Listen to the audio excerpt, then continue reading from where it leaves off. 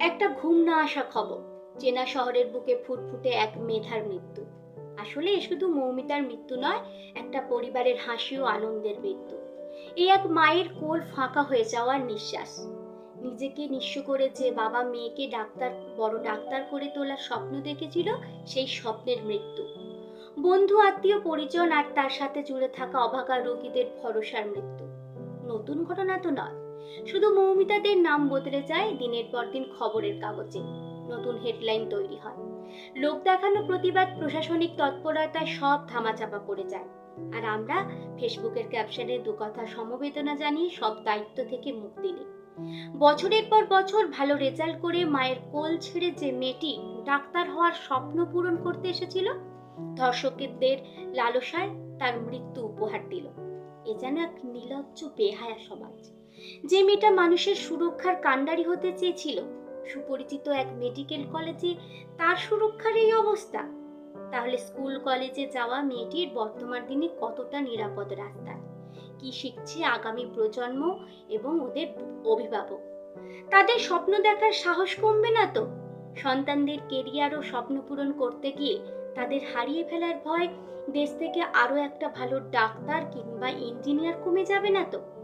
চারিদিকে এখন এত নরপিশাচের ভিড়, তাহলে প্রাথমিক শিক্ষার পাশাপাশি আত্মরক্ষার জন্য মেয়েদের ক্যারাটে, মার্শাল আর্ট শেখানো উচিত।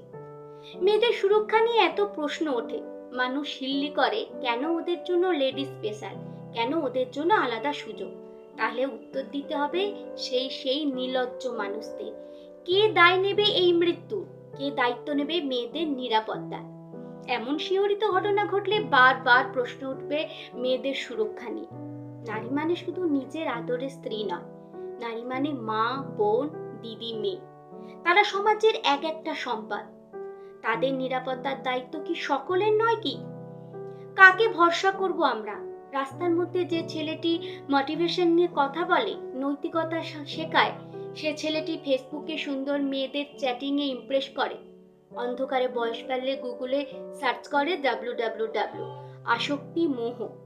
পাড়ার চরিত্রবান কাকু আদর করার অজুহাতে তাদের সারা শরীর ছুতে চায়। হায়রে আমার পুরুষ সমাজ, এখন তো মানুষ দেখলেই ভয় করে। সত্যি কি এই পৃথিবীতে কোনো আইন জানে না কিভাবে বিকলাঙ্গ করতে হয় ওই নরপিশাচদের লালসার ধারালো অস্ত্র? আর কত জীবন এইভাবে অকালে মৃত্যুর দেশে হারিয়ে যাবে? জানি সব পুরুষ অমানুষ হয় না, তবু লক্ষ লক্ষ মা বাবার হয়ে প্রশ্ন রইল, কবে নিববে দর্শকদের খিদে? ঘৃণায় ধ্বংসনে পুড়ে ছাই হবে তাদের মুখ। ট্রেন বাসে মেয়েটি সাহস করে দাঁড়াতে পারবে অচেনা পুরুষদের সাথে। নতুন ফ্রক পরে মিষ্টি মেয়েটি ইচ্ছে মতো সেজে স্কুলে যেতে পারবে। কলেজে মেয়েকে পাঠিয়ে নিশ্চিন্তে অফিস করতে পারবে বাবা। কবে আসবে সেই দিন? কবে আসবে সেই দিন? কলমে বিশ্বজিৎ হালদার, কণ্ঠে সঙ্গীতা।